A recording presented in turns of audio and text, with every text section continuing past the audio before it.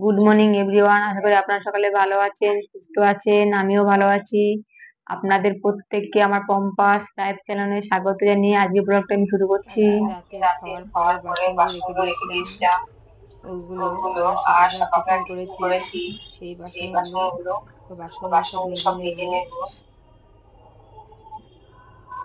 এগুলো একে একে রেখে দিয়ে সব বাসনগুলো মেজে নেওয়া হয়ে গেছে। এবার এগুলো একে একে সব জলগুলো ঝরিয়ে এবার বাসনগুলো ঝুড়ির মধ্যে রেখে দেবো। একে একে জলগুলো সব ফেলে দিয়ে এবার সব একে একে বাসনগুলো সব বাসনের ঝুড়িতে রেখে দেব। এবার জলগুলো একে একে সব প্রত্যেকটা বাসন ঝুড়ির মধ্যে রেখে দেবো। জলগুলো ঝেড়ে জলগুলো ফেলে একে একে রেখে দিয়ে এবার বাসনের থেকে ঝুড়ি থেকে জলগুলো ঝরে গেলে এই বাসনের ঝুড়ি থেকে আবার বাসনগুলো সব রেখে রেখে দেবো। বাসনের একে একে আমার সব বাসনগুলো রাখা হয়ে গেছে দেখুন ঝুড়ির মধ্যে। এবার দেখুন এত বৃষ্টি হয়েছিল, অনেকদিন ধরে জামা কাপড় ধোয়া হচ্ছিল না, তাই আমি জামা কাপড়গুলো রেখে দিয়েছিলাম একটা চেয়ারের মধ্যে ভোর করে। আজকে দেখি খুব রোদ উঠেছে, তাই জামা কাপড়গুলো সব ভিজিয়ে দিয়েছিলাম।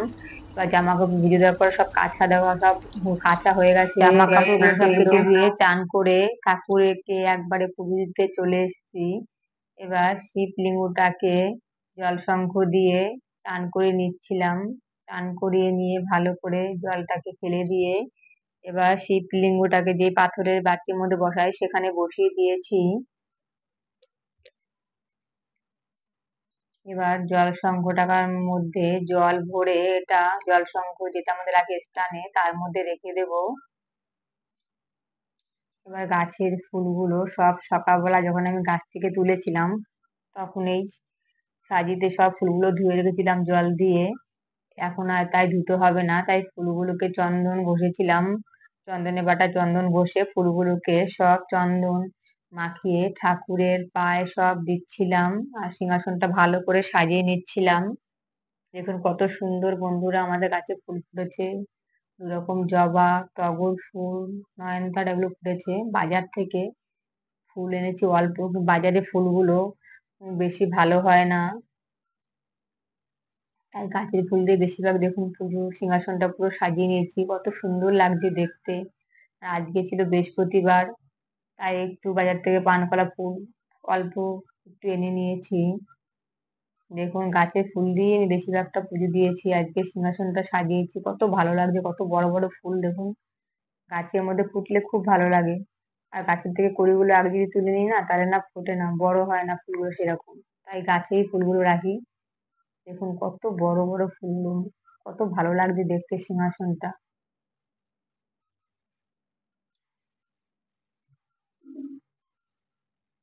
এবার শিবলিঙ্গকে ভালো করে টগর ফুল আর বেলপাতা দিচ্ছিলাম। এবার সিংহাসনটা ভালো করে সামনেটা সাজিয়ে নিচ্ছিলাম।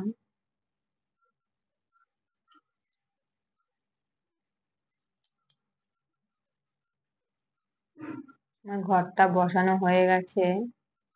ঘরটা ফুল বেলপাতা ঘটের মধ্যে যেই বাটাটা বসাই ঘরটাকে, সেখানে ধান দুব্ব বাটায় সিঁদুর দিয়ে আমি ঘরটাকে বসিয়ে দিয়েছি।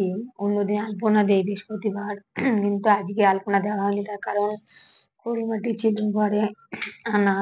খড়ি মাটিটা শেষ হয়ে গেছে, আনবো তারপরে আলপনা দেব, তাই আজকে আলপনা দিতে পারিনি। বৃহস্পতিবার জানেনই তো অনেক সময় লাগে, তারপরে সংসারে তো কাজকর্ম আরো থাকে, রান্না বান্না থেকে শুরু করে কত রকমের আমাদের নিজের কাজ থাকে।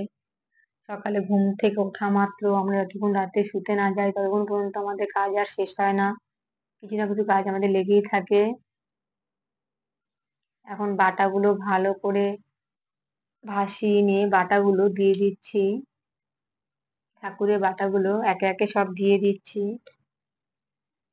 থালাগুলো সব দেওয়া হয়ে গেছে, এবার গ্লাসও দিয়ে দেবো। জল ভরে ভরে একে একে সব থালা গ্লাস গুলো ঠাকুরকে দিয়ে দেবো। এবার বাটায় তুলসী পাতা দিতে ভুলে গেছিলাম, তুলসী পাতা ধুয়ে এবার বাটায় দিয়ে দেবো একে একে।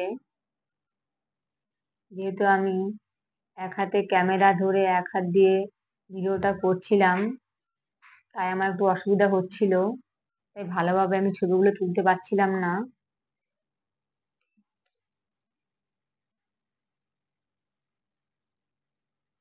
প্রায় আমার ঠাকুর সিংহাসনটা দেখুন উঠে প্রায় আমার হয়ে গেছে। সেই সময় বরকে আনতে বলেছিলাম, মিষ্টি, বর বলে ভুলে গেছে আনতে, তাই ঘরে নকুনদানা ছিল ঠাকুরকে, সেটা দিয়ে ঠাকুরের ভোগ পাঠাটা দিয়ে দিলাম।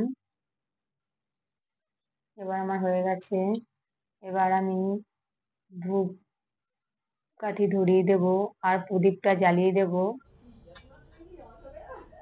ধূপকাঠি প্রদীপটা জ্বালানো হয়ে গেছে। এবার ঠাকুরকে ভালো করে দেখিয়ে নেব। প্রদীপটাকে ভালো করে দেখিয়ে নিচ্ছিলাম। এই বেলা ধূপকাঠি জ্বালিয়েছিলাম, ও বেলা সন্ধ্যের সময় ধূপ ধুনো দেবো, ছোবড়া দেবো, একটু ধূপ দেবো, সন্ধ্যার সময় বেশ ভালো লাগে। আর বৃহস্পতিবারটায় আমি দেই, রোজ যখন পারি দেই। ছোবড়া কম আছে শেষের মুহূর্তে প্রায়, তাই ছোবড়া এই বেলা দেইনি, ওই বেলা দেবো। ঠাকুর দুটো দেওয়ার উনুনে পরে দেওয়া হয়ে আমরা গেছে। এসে রান্নায় চলে গেছিলাম। রান্নাটা আপনাদের আর দেখানো হয়নি। এখন একবারে দুপুরে খাওয়া দাওয়ার সময় আপনাদের রান্নাগুলো দেখিয়ে দিচ্ছি আমি দুপুরে কী কী রান্না করেছি।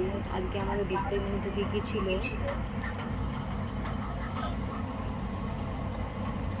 আজকে আমাদের দুপুরের মেনুতে রয়েছে পটলের বড়া,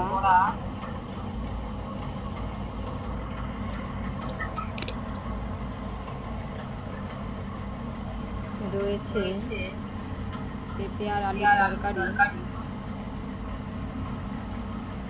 ডাল করিনি, তাই একটু পাতলা পাতলা করেছি তরকারিটা।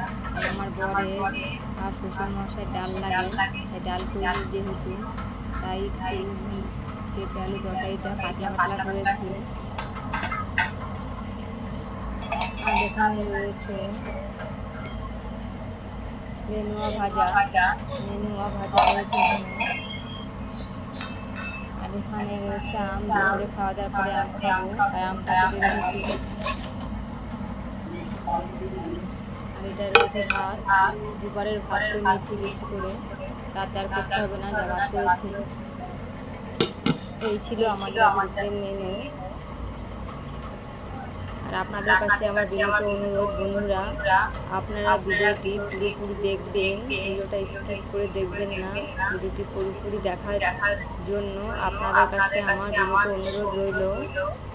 আর আমার ভিডিওটি যদি ভালো লাগে তাহলে লাইক, কমেন্ট আর শেয়ার করবেন। আমার চ্যানেলটি সাবস্ক্রাইব করবেন।